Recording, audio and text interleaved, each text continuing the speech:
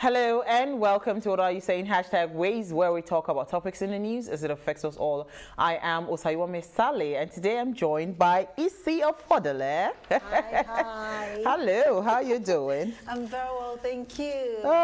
Today we're having some interesting technical glitches. So we're supposed to have AK via Zoom, but I don't know if she'll be able to join. But how are you, Isi? I'm very well, How's thank you. the week been for you? It's been hectic.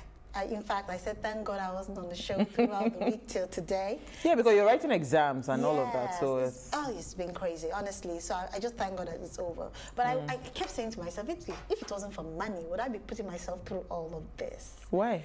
So imagine life without money, Osaiwame. I can't imagine it, please. I cannot imagine. Money is important, honestly.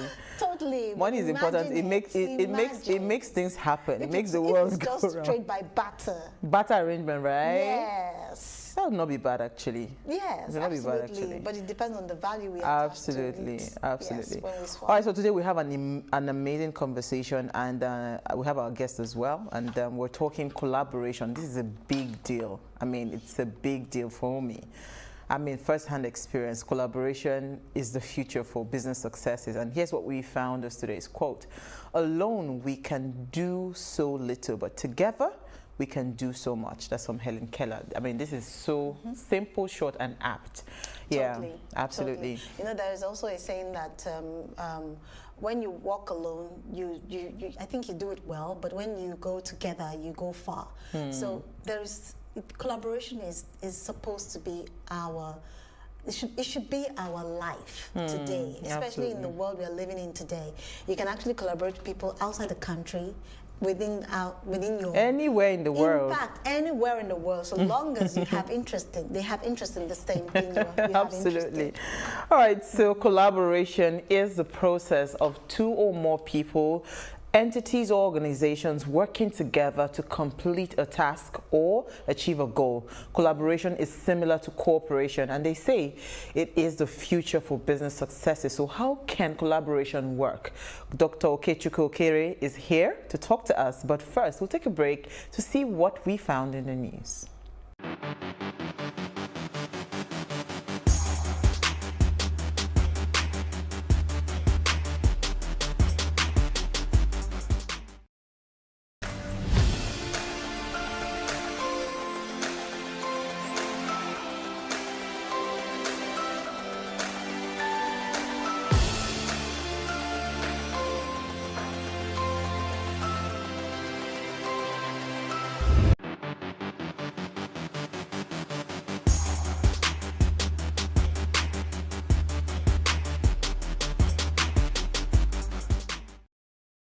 You're still watching Ways now on I Forgot Day. You have the perfect opportunity to make up for everything that you have forgotten, whether it was someone's birthday or you forgot to do something you promised your partner that you would. Now is the day that you can make amends for it. Now, for the super organized people, you may think that this is impossible and cannot be comprehended. That how can you forget? However, if you are like me and like the rest of us, you will know that life simply seems too busy sometimes, and it can seem impossible to keep up with everything that is going on. So congratulations to us all the forgetters. This day was created to help us out. So start by making a list and make sure you start taking things off the list that you're supposed to have done. By now. I mean, so I used to be so good at remembering things, but you know, when I hear that people are busy, I used to, you know, before I said, nah, you're just a snob or whatever. But honestly speaking, if you have 1,000,001 things you're doing, it's very likely that you're going to forget. So, I mean, I remember then my husband used to hound me. He bought me different diaries and all of that, I never use them. In fact, I bought one with my own money. I still have not used it. But it's so important to actually write things down. Yeah. You know, tick it out. Have a daily to-do list. Exactly. It's a very important. And it you know, makes I'm you more hoping. productive. Yeah, I'm hoping that I'm going to start that very soon because I really want to up my productivity. I know I'm good. So you know, sometimes you just feel like I can remember everything. No. So just have that list so that you, on a daily basis, you're ticking it off. That okay, yes, these are the things. Then if you forget or if you are not able to finish up, you can now move the remaining things over to the next day. Just have that diary. I think it's very important. I usually have that on my laptop. I use the stickers to, you know, I just pick out the little things I need to do. Yeah, I already said it now. The organized people, we know ourselves.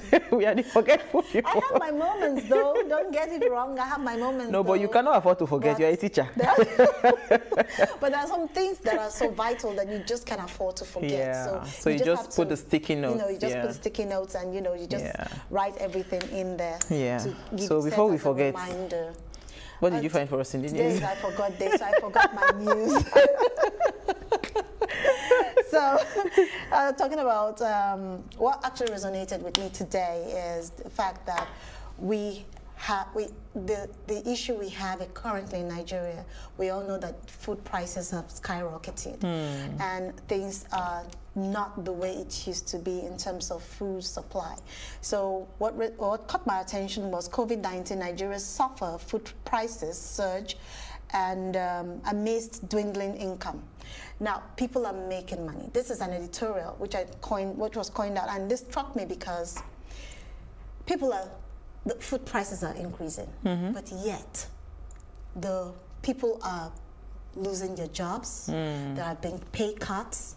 There has been rise in every other thing except money. How are these people surviving? So there's a story about a man who said that currently he's living from hand to mouth, according to the editorial. And he said that including electricity bills, other things that he needs to take care of in the house. So right now, with the fact that he has lost, he's suffering a bit of a pay cut from his his salary, that he's not able to meet the demands which he has every day. So currently, they drink garri in the afternoon. For me, so they're even lucky that they drink garri. Garri is no hunger, shao. Because some people can't even see that garri to drink. I drank garri today with chilled water and granite. You know, garri for me is not hunger. And I mean, it's not. News also caught my attention, which says that in Lagos, families are struggling to survive, still as a result of food prices, the soar in food prices. Well, so, honestly speaking, you know, we are farmers. It's like God saw the future. So he positioned us well. Tomatoes, we grew tomatoes, we grew corn, we grew cucumbers, we grew ugu. Palm oil, of course, is our main staple in the farm. But guess what? Honestly speaking, all the cash crops, like the perishables, everything is selling so fast. Because why? The prices of, I mean, I heard the basket of tomato is about 40,000. I say, yeah. These are things I just get for free in my home, you know. So I think I will still go back to say that however you want to do it, go and find, see, this thing is not hard. Get a small sack, start growing things in your backyard. That was where I was so even if you do not, even if you do not have the land, just grow things. Honestly speaking, it will go a long way. You would think that is nothing until you start benefiting from it. I know now I do not suffer anything that has to do with food or because, I mean, my husband would just only bring things from the farmer, you know, and you know, so I'm eating fresh tomatoes, you know, looking fresh. And you're looking fresh? No, but I'm just saying, and this thing is not, anybody can do it. You can actually do, you just need to put your mind. Let's all go back to that, you know. And according to the other story, they said that if we're not careful, we'll start seeing malnourished children. Absolutely. So that's why I said I was going to end up with saying that we should start planting. Okay, I need to take my story now because my story is actually very, very, is a sad one. I actually had been monitoring the story quietly, but, you know, I didn't want to talk about it because I needed to hear all sides of the story. Punch had released a story that a mother demanded justice as her defiled child, you know, died from a condom infection. So according to the report, this young girl was ill. Of course, she called up her parents that she wanted to go home and all of that. So the mother kept on. At some point, the mother turned back, thinking that okay, there's no real point, but the girl called the mother and was crying, I want to go back home and all of that. So the mother, of course, picked her up and took her home. But first, I think they took her first to go and get her eye examined because she had red eyes. Okay. So they took her to the ophthalmologist.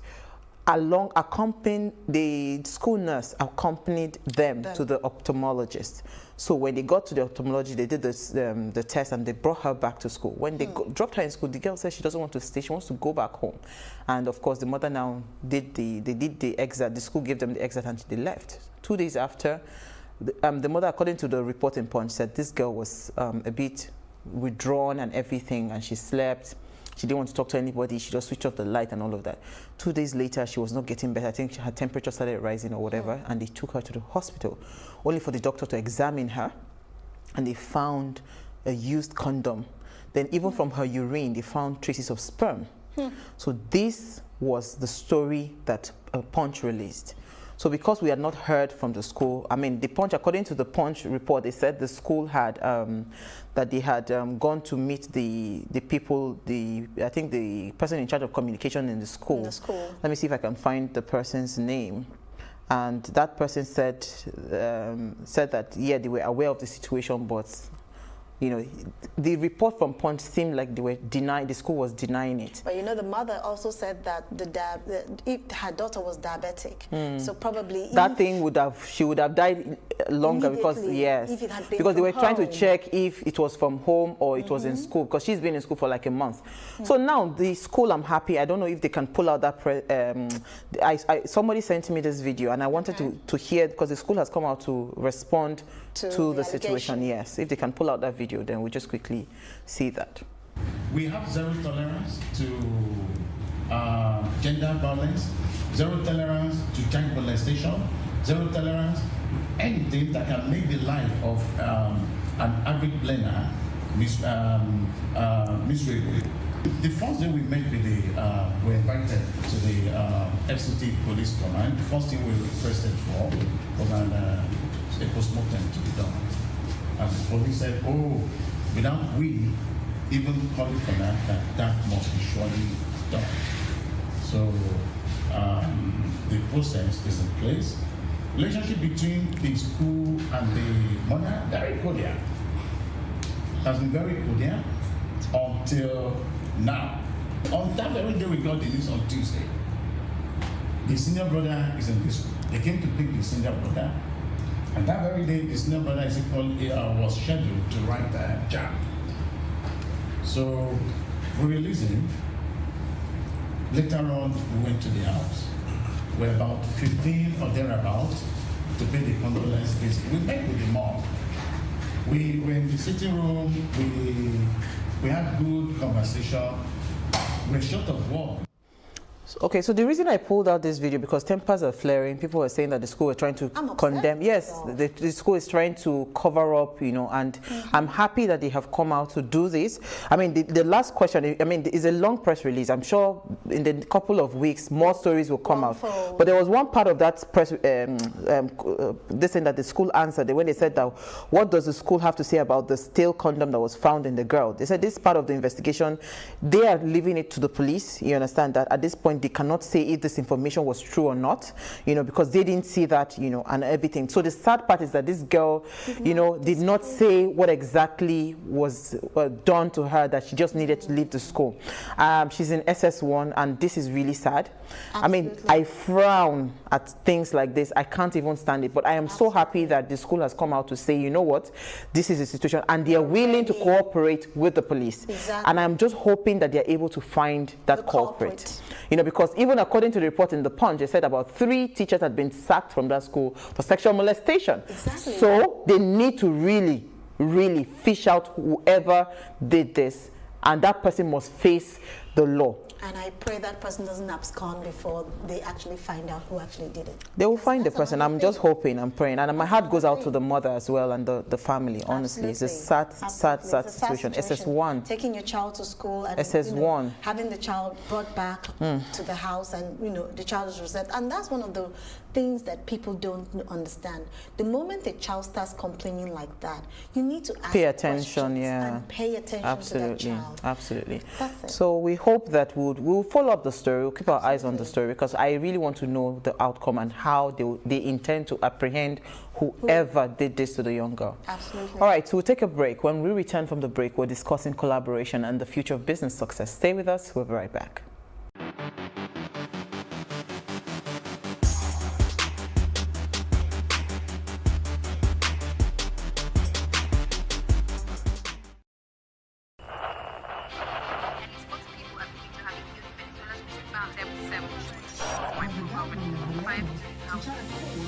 Politics has helped shape the decision of the polity, from conspiracy theories to good old-fashioned comic politics. These are the result of tomorrow's election. Okay, you have it already, Abi. I am not hungry. If I need appointment, all I need to do is to start praising government.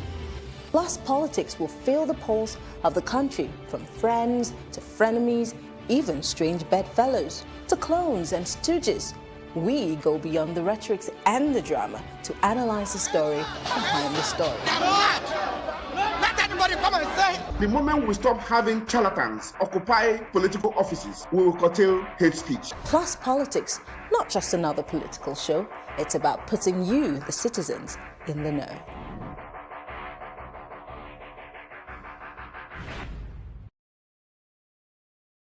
I still think what we call education is a curriculum that was designed for the last century. I agree. What exactly is the problem? Is it the lack of funding? Is it just the strategic outlook on how these things are supposed to be done? I don't understand how religion is comfortable giving widows 10 bags of rice instead of repairing governance, which of course will improve and create a welfare system. The future of job creation is in the hands of the entrepreneurs. The government cannot create jobs. They only create the climate for jobs. Healthcare professionals are maybe neglecting their role, but they're also existing within a structure that is not set up for them to succeed. You know what's sad is that we do not understand that our voter's card is more important than your international passport, your driver's license, or anything all else. put together. When I hear excuses like, I don't have my voter's card, that's why I'm not, oh, I tried to get it, but I have work commitments. I went there and I saw a long queue and I just had to leave.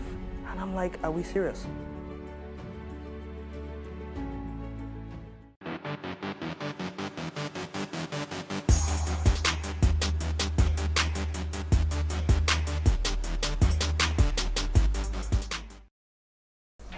Thanks for staying with us. Now, a successful business requires collaboration, whether within the workplace where employees' ideas, skills, experiences, and opinions are jointly agreed on to move the company forward, or between two companies merging to build bigger and better. Collaboration allows the transfer of knowledge between team members, enabling each member to expand their skills and learn from each other.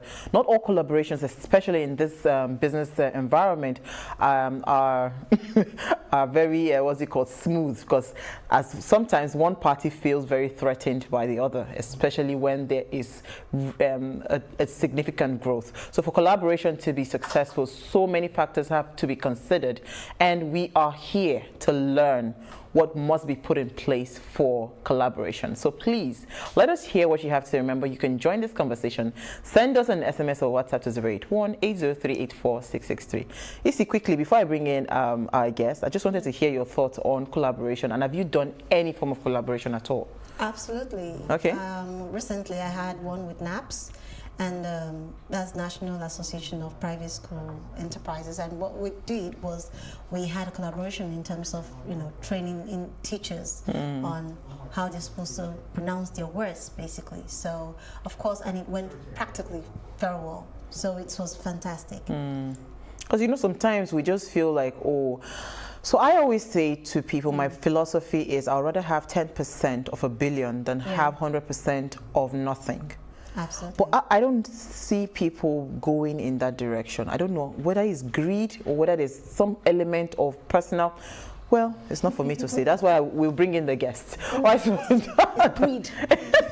Dr. Okechukwu Okere is a consultant and business leader with over 20 years of experience. His competencies include business research, analysis and advisory, strategy and leadership, finance, credit and risk analysis, intercultural management, and organizational culture. He has seen both sides of the story, having consulted for and worked in different companies in various industries. He is currently the regional VP Africa of the global consulting group Hofstede in Hofstede Insight, and with the core and was the core investor / promoter to help them establish the group first African office. He's a certified organizational culture and intercultural management practitioner, and he's often considered Africa's leading voice for shaping cultures in the workplace. And he's joined us live in studio. Thank you so much for joining us. Thank you very much. I appreciate the invitation and the glowing introduction. Thank you very much. Thank you so much. It's such an honor to have you here. So you know what? This is a very touchy topic for me. It's touchy because a lot of the things that I have done in recent times, I've done them through collaborations.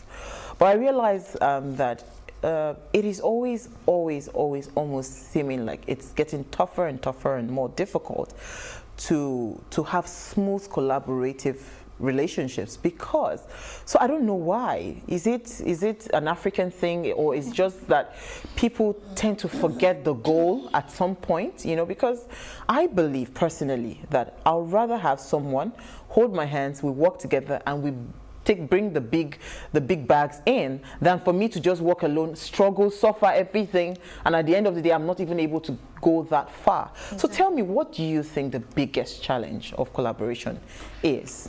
Yeah, good question. And again, thanks to you and EC for bringing me here. First of all, if you're struggling with collaboration, you're not alone. 6 out of 10 new ventures fail because of team dynamics. People can't seem to work together. So I guess since when Cain killed Abel, human beings have always struggled to work together.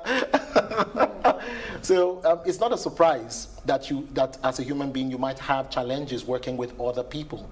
We are, after all, individuals. We have our own ways of thinking, we have our own desires, we have our own targets, we have the things that we want to achieve. So trying to work with someone else who has perhaps a completely different perspective from you could be a bit of a challenge. For the both of you to see things in the same way and to commit at the same level is really asking for a lot. And it will take some time. Perhaps you might be able to do it with a friend of yours that you've known for quite some time. You might be able to collaborate better with them. But then the question is, does that friend bring what it is that you need to that table? So those are the things that you have to consider. So of course you would have to spend time to understand each other, and perhaps you might want to get professional help for the both of you to see things in the same perspective. And when we say seeing things in the same perspective, it doesn't mean that you have to be exactly the same in your thinking. It simply means that we have to understand the common goal, each other, and the common goals as well. So we have a common goal. We know our destination. We know that we want to become, I don't know, a $400 million company in 10 years. Absolutely. Yeah. But the question is, how do we get there?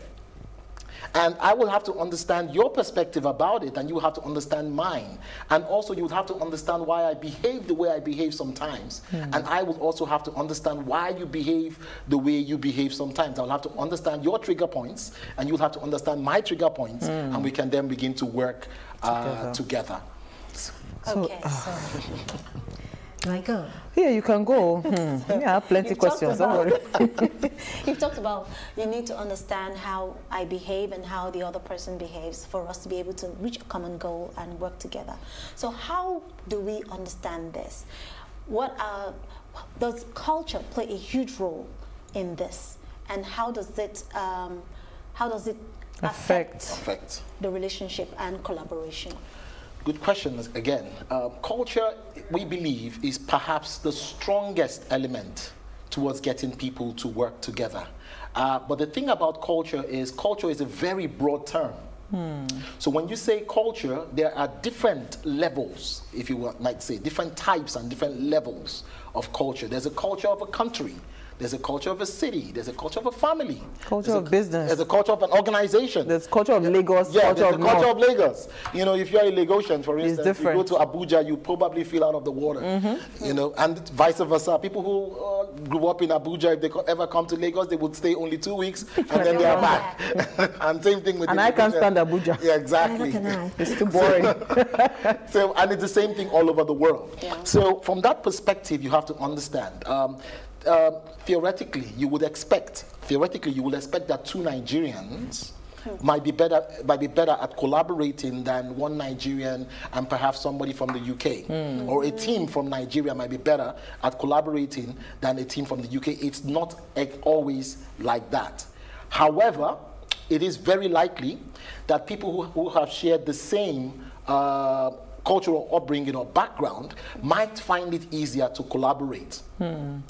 Nevertheless, if they are a diverse team, if they can learn how to collaborate, they will outperform that homogeneous team, the team that is made up of the same group of people. Yeah. So culture plays a lot in this, and specifically in this case, we're talking about organizational culture, the kind of culture that you have in an organization. It can either foster collaboration or it can discourage collaboration, as the case might be. So organizational culture plays a role, and then national culture differences also play a role, and we use the word national culture broadly to refer to societal culture differences. So we would perhaps see a situation where people are from Nigeria, people from Ghana, people from Tanzania, people from Kenya, people from the UK in an international organization.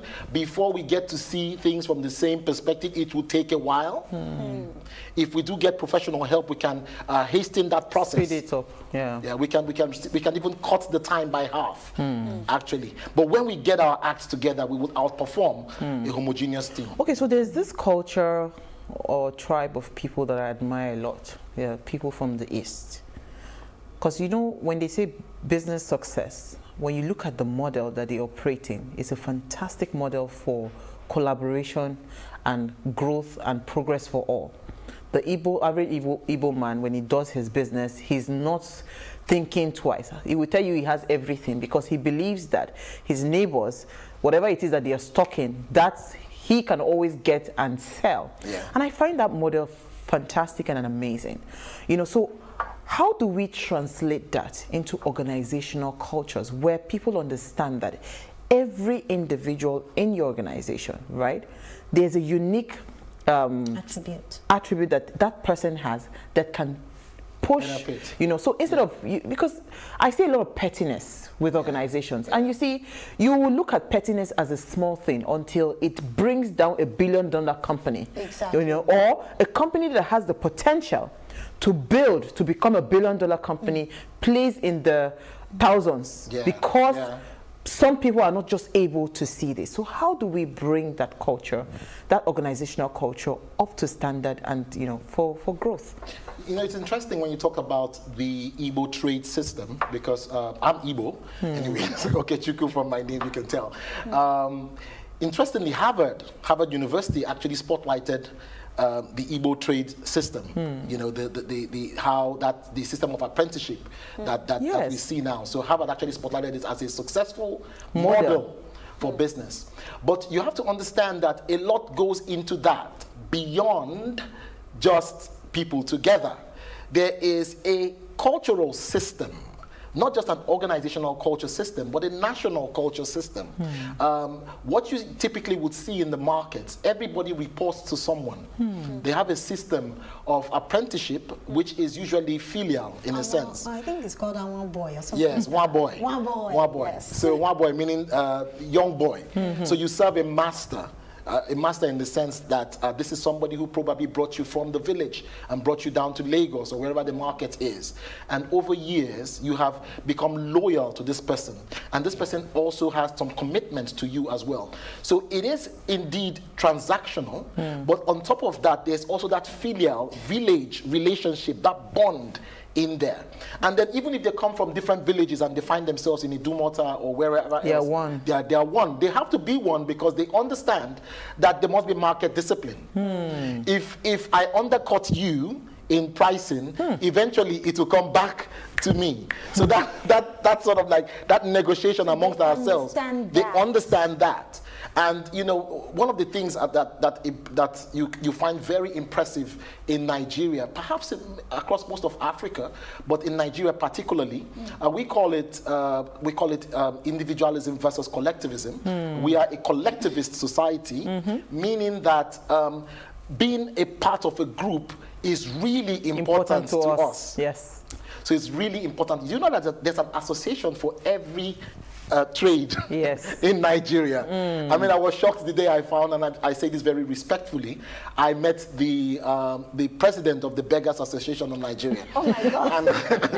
And I was like, seriously, they do have a Beggars Association. They have an association for welders and for vulcanizers. Yes. Every trade has an association. And they must go for their meetings. You must go for their meetings. May your tire not be flat. Exactly. It happened to me. They even have those guys who hawk on the streets. They have an association. Wow. They do. And you know, it's how we work over here. You're not stronger than that group. The group will discipline you if you ever try to cross them. Yeah, so it's something that we have to understand, that what you see, that success is a product not only of organizations now, but also of the culture, the national culture that has bred that type of organization as well. So it's important to notice that. Okay, because we're going to go on a very, very quick break. You know what? Let's just quickly take our break and come back, because I want to continue my conversation. Stay with us. We'll be right back.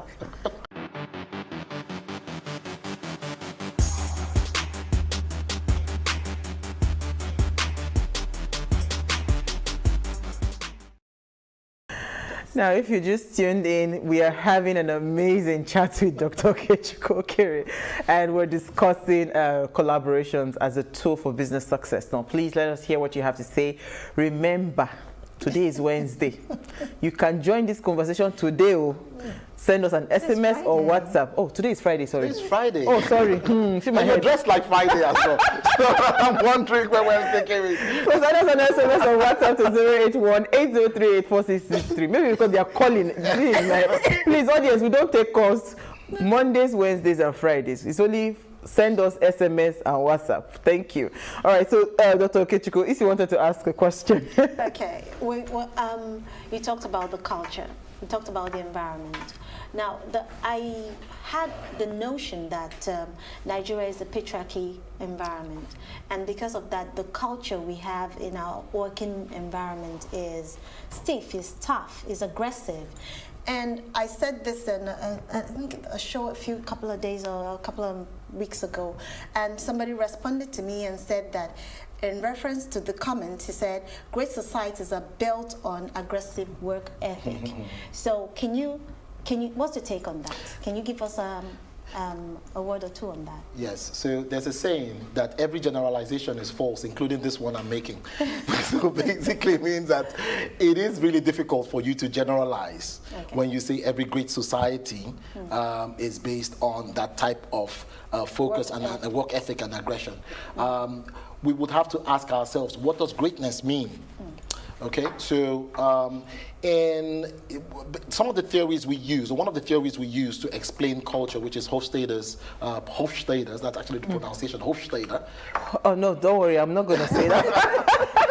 So, it's German, right? Or Dutch. I can't pronounce any Dutch thing, forget it. So his name is Geert Hofstede. Geert Hofstede. Okay. And he passed on, unfortunately, last year at age 91. So he came up with a model that said that there were 6 dimensions of national culture, and one of those dimensions he referred to as masculinity. And that is what you're talking about. Yes. You know, masculinity is a dimension of culture that talks about the drive for success. And Nigeria, on average, scores higher than most other African countries.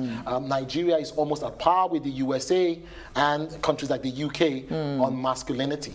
Quite different from countries like the Netherlands, and quite different from countries like Sweden or Finland.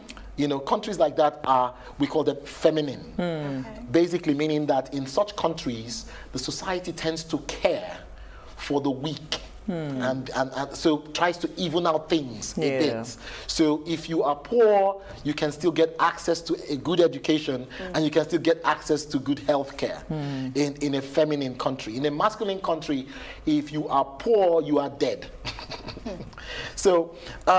So the question is, what is greatness? I mean, what is greatness? And I would say this respectfully, the USA is probably a great country. Finland as well probably you would refer to it as a great country. Currently, they are called the happiest country on earth. They're the most loved country on earth. They have the best educational system on earth. They have one of the best, the highest quality, the quality of life is the highest in Finland. If I step in, will this aid collaboration in any form and in any way? Yes. Between the patriarchal countries and the feminist countries? The patriarchal countries tend to be more competitive. So because of that drive. So because we are all driving for success, then the question is, why should I support you to be ahead? When I also have, do you have two heads? Do you know who I am? That sort of that sort of thing. So so you would tend to see more consensus in the feminine societies, more consensus in terms of, you know what, let's move the deadline for this project. Why? Because she needs a few more days to get herself together. But then the masculine society, what do you mean? We agreed that this was going to be delivered on Tuesday. If you can't make it, you know, you I'll backstab you. So, how do we then choose, because AK was supposed to be on the show, and she was talking about, saying that there might be a lot of distrust amongst business partners, and to take precautions, should SMEs what kind of precautions should SMEs take to protect their investments and their interests? So, and she was now asking, how do we then choose, you know, businesses to collaborate with? We want to bring it down to SMEs. Now, I'm a small business. Maybe I want to grow my business to another level, but I know that I cannot go to that next level by myself. I need maybe like a big brother, or I need somebody that is maybe at the same level with me. How do we identify, what are the traits that would tell that this collaboration might actually move towards, you know, a better success? So I would say, first of all, you need to determine if that relationship is going to be transactional, or if it's going to be sort of like a marriage in a sense. Transactional in the sense that, you know what, there's a common goal, we go together, we do like a joint venture, we achieve our goals, bye-bye, bye-bye, I'm off, you're off, no issues. And then if another opportunity like that comes again, we'll do it again. So that's one type of relationship that you can have. And when you have that, then you don't really need a parity of some sort in terms of the kind of culture that you have, because you have an understanding, which of course must be protected in a contractual document. You should sign a contract binding both parties, explaining what both parties will do, and also must be enforceable as well. That's one. But if you're looking for a longer term symbiotic relationship, like a marriage, then you have to be compatible. It doesn't necessarily mean that you must have the same organizational culture, but ideally you should have the same perception in terms of the goals that you want to achieve. And some of your core values, if I may use that term, some of your core values should be also in sync. So you should have the same agreement in terms of how to treat employees, or how to treat vendors, for instance, the people that you'll be buying from and the people that you'll be selling to. Otherwise, at some point in time, there's going to be a fight, and it will not be a small fight. You know, why is collaboration important? Because if you look at the trajectory of how businesses are being positioned now, I know it is important, but people do not know why. And every time you see people, you know, struggling and falling out of, because probably maybe they're not seeing the big picture. Can you help us paint that big picture of what collaboration can do? You know, I think it's an African saying that says, if you want to go fast, you go alone. But if you want to go far, you go together. Together. So a collaboration helps a lot in the sense that, first of all, as an organization, you can't do everything. You can't do everything. The most successful organizations in the world have a lot of partners that they collaborate with. They collaborate with people on the same level with them. They collaborate with organizations below them in terms of size, and they collaborate sometimes with organizations above them. So you see, surprisingly, people might think that Apple and Samsung, for instance, are competitors. But can you believe that they also collaborate on certain projects together? Absolutely. Yeah.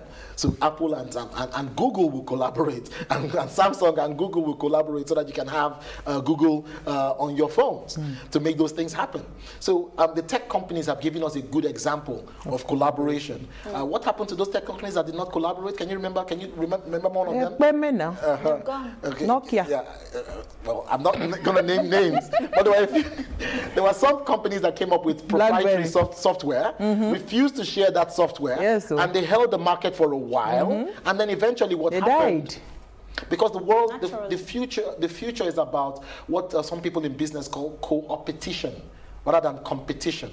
So we compete with each other. But then at a certain point in time, we will recognize that we are competing, but we can collaborate and take even a bigger share of the market. It's strategic collaboration. I hope they're listening. You see, you have a question. You have a question, yes. I hope they're listening because I don't just know why. Hey, please, if you are looking for collaborators, I'm available because I don't know. I'm the easiest person to just, because once you see the big picture, let's do this together and let's move forward. Like, I don't understand why we have to start fighting each other tomorrow. Little things. Please, take question. So this is from Ade. He says, good evening, ladies. Ade is in the UK, by the way. Ade is in the UK. So he says, how do you continue collaborating with a childhood friend? You started business together and you both get married and he started showing attitudes to part ways. What do you do? Well, if the relationship isn't working, again, you know, business is, in a sense, like a marriage. It's a type of a marriage. If you're collaborating, if you call yourself partners, by the way, anyways, when you're in business together, just like people who are in a relationship will refer to themselves as partners. So if you have a disagreement with your partner and you cannot see things in the same way anymore, you probably have grown apart. It happens. You probably have grown apart. What do you do? What do you do? I mean, it's a difficult situation. Now, in a marriage, perhaps you can say, you know what, let's try and save the marriage. You know, but in a business, when you're always fighting each other, best thing to do is cut ties. And count your losses. Sell your stake and move on. You know, sell your stake. But if you think that you have something to fight for in it, then try as much as possible to get the other person to settle with you. Is it possible to also bring someone like you, like a professional, into the picture? So maybe you are then able to break down to both parties. This is the pros and the cons of staying together as a business, you know, because if you're able to show the person, for instance, to say, you know what, if you stay together, this is the trajectory of where you're headed, and if you part ways, this is how you're going to start, maybe from scratch or whatever. Is it possible that it might help? Yes, it can. Especially for are there businesses that you've saved like that? Well, in a sense, not exactly in that situation, but actually not in a small business situation. No, tell us more in the larger businesses where the leadership of the businesses are struggling with agreeing and seeing the same picture. So in such instances, you would have executive sessions. And you'd have like, what some people would call it a come to Jesus moment, if you want to call that. Everybody would basically tell the truth. This is how I feel. I don't like this. I don't like when this happens. I don't like when that happens. We also use some of our tools as well to help people to anonymously give feedback on how they're feeling in that relationship, in that organization, in terms of that being a part of the management team, the leadership team in that organization. And for such organizations, we focus more on the management, on the top management, because the top management is where everything flows down from. So for a small business, if you can, of course, afford a business coach, then call in a business coach to sit you down and have that honest conversation. Both of you will have that honest conversation. We might not like each other, but professional behavior means that I would be able to forego my likes and dislikes and work with you. It's going to be a bit difficult, but I can do it. I can do it. Why? Because I need to eat. when we partner, we know that we're going to do much better. But then you do know, and this is if you read a lot of books about some of the greatest companies, sometimes you actually have some downright disagreements that are just horrible. I mean, and I say this, Puma and Adidas. You know, do you know that the founders were brothers? Yes, I heard. Yeah, they were brothers. Right. Brothers. I mean, brothers. I mean, there's a particular group in Nigeria, a music group in Nigeria, which I'm not going to name, but they were brothers as well. And they split up. So sometimes the disagreements can be so And since they split up, I've not made sense of what it is that they're churning out. Yeah. Like, I mean, I don't know who is able. In fact, that's a fantastic example. I don't know who is going to be able to tell them that you were so good together. Yeah. So do you think that because envy, jealousy, I mean, how bad is this our, what's it called, personal, what do I call it, personal traits or whatever, affecting attributes, affecting, you know, businesses' growth? Sometimes it tends to be higher in the arts.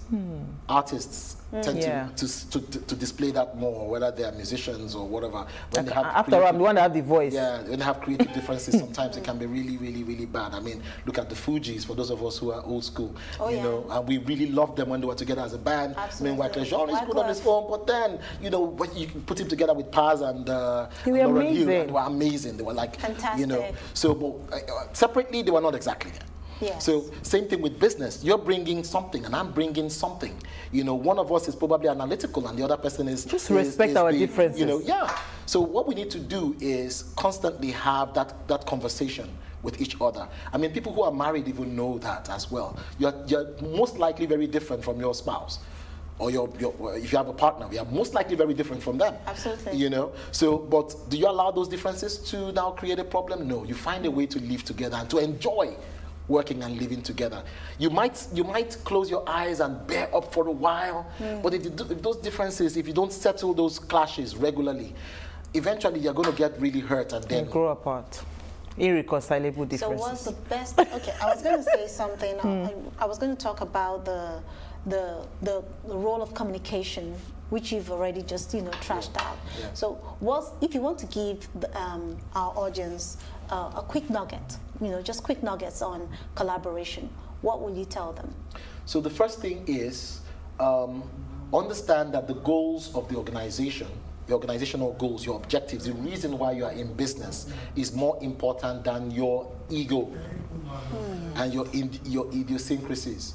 So understand that first of all, that look, what I'm doing is really important.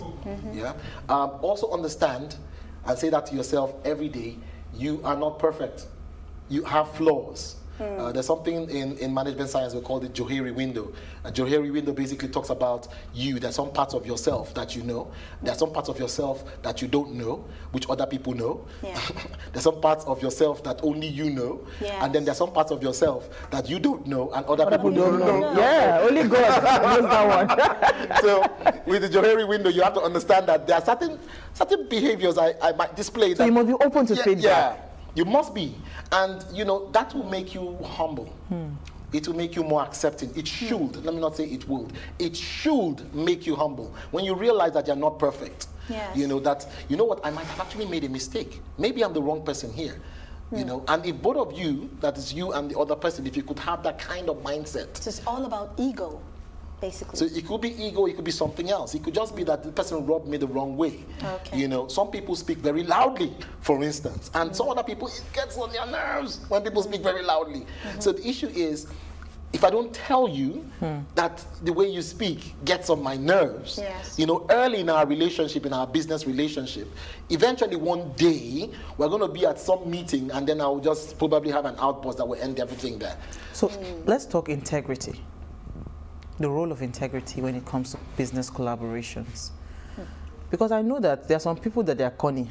They know that they are corny, but they will still collaborate with them. You understand? And do the business, and you still get your money out. But why are you laughing? We're in Nigeria. That's how. So tell us the role of, oh my. I know that a lot of my friends on Facebook will be like, on social media will be like, what do you mean we're in Nigeria? You know what I mean, we're in Nigeria. We're in Nigeria because, yes, we're in Nigeria. It happens a lot. And maybe not more in Nigeria than other countries, but you know exactly what I mean. Some people intentionally, from the outset, they intended to defraud their other party in the relationship. Yes. Maybe only God can help us decipher those people from the onset. What do we have to do? We can only protect ourselves with the law.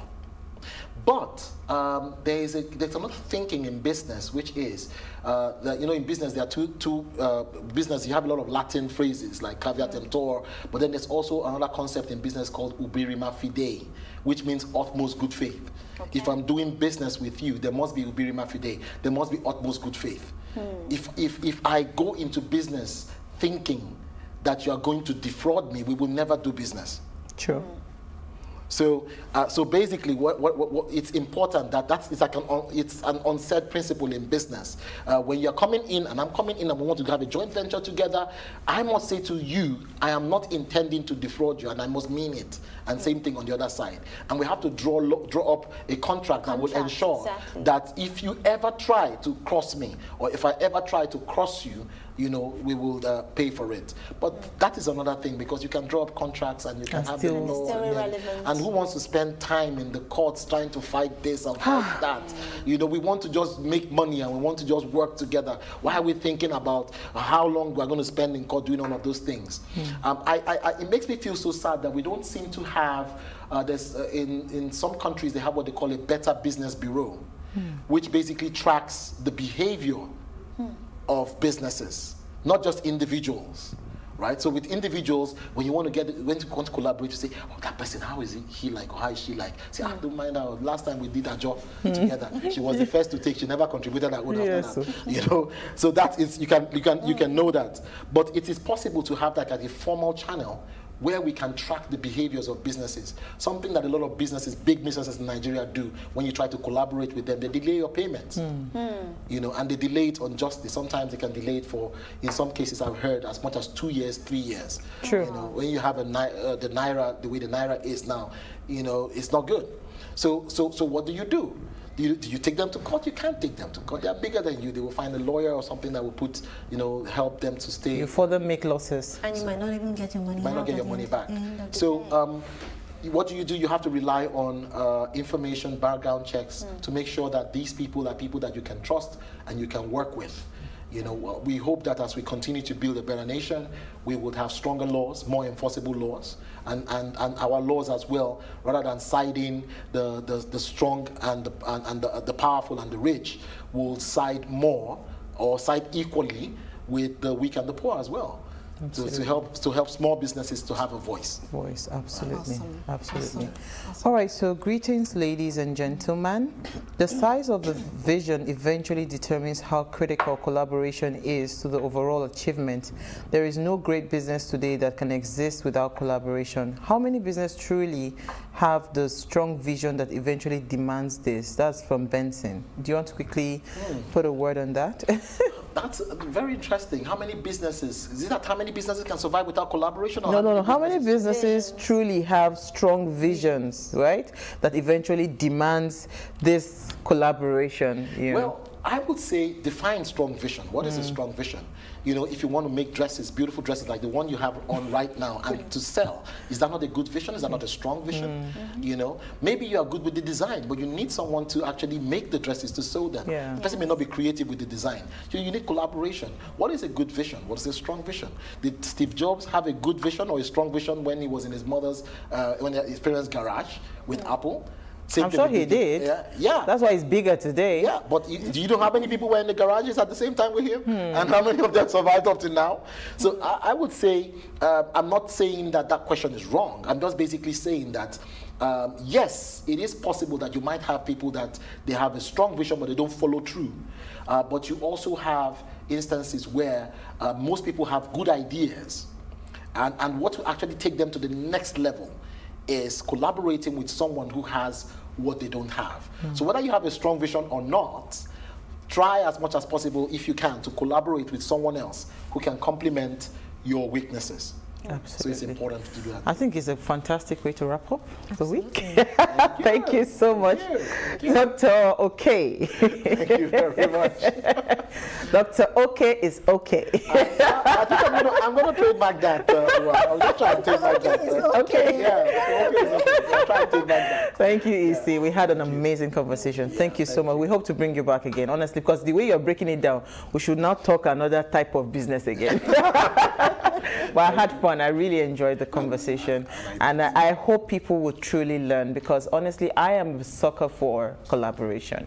I mean, I would not be here without collaboration. It is collaboration that actually builds bigger and better, for anybody that wants to go far in life. So let's take a cue from that. So before we go, do ensure you follow us on Instagram. It's at PlusTvAfrica. You can interact with us further, drop a comment, and most importantly, we're planning a huge giveaway just to say thank you to you for watching and believing in the Ways brand. So follow the conversation and do well to follow us on Instagram as well. Like, share, comment, and invite your family and friends to watch us live every Monday through Friday. All right, so if you missed today's quote, here it is again.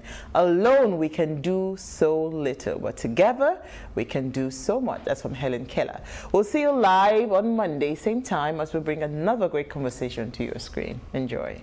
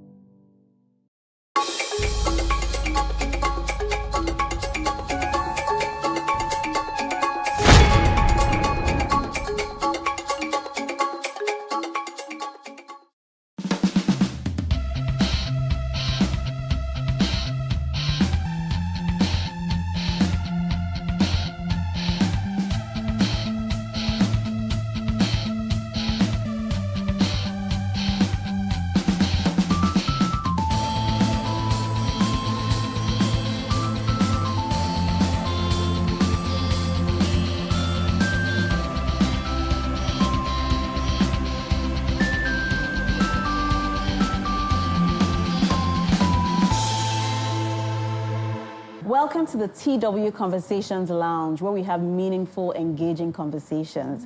Today, we have this very interesting topic, which is mother/monster-in-law. We really don't know which one. At least for me, I would say mother-in-law. Well, we're going to talk about this. Is it a myth? Does it always happen? Are there pleasant mother-in-laws, or daughter-in-laws actually instigates the madness? Let's know what we're going to talk about all of this on the set today.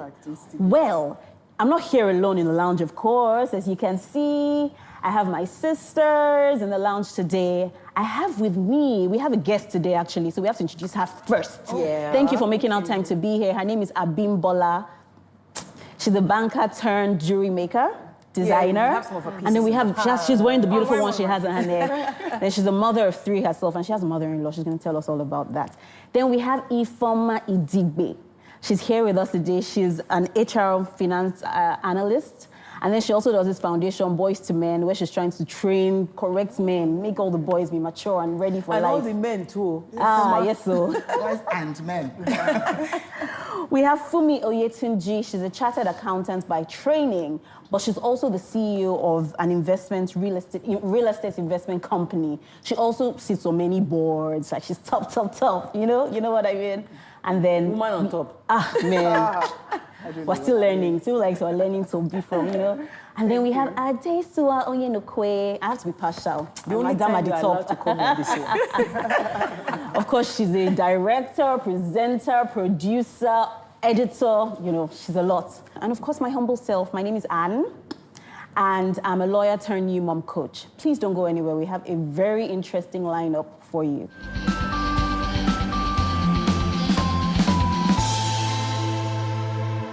Yes, we're still in the lounge. As always, we're talking about things that interest us and interest you. Mothers-in-law or monsters-in-law. That's the conversation, ladies. And the interesting thing is that right here, everybody has had a mother-in-law or the other, but there's only one person that takes the title of mother-in-law. She has a married son. And 2 of them are married. Goodness. Does she look like a mother-in-law? No. Well, I don't know. How do you know? That's the question. When you say mother-in-law, the thinking is monster. There was a movie once, Monster-in-law. Like the mother-in-law is a monster. Ifeoma, I'm wondering. I think that I like myself too much to spend too much time making somebody else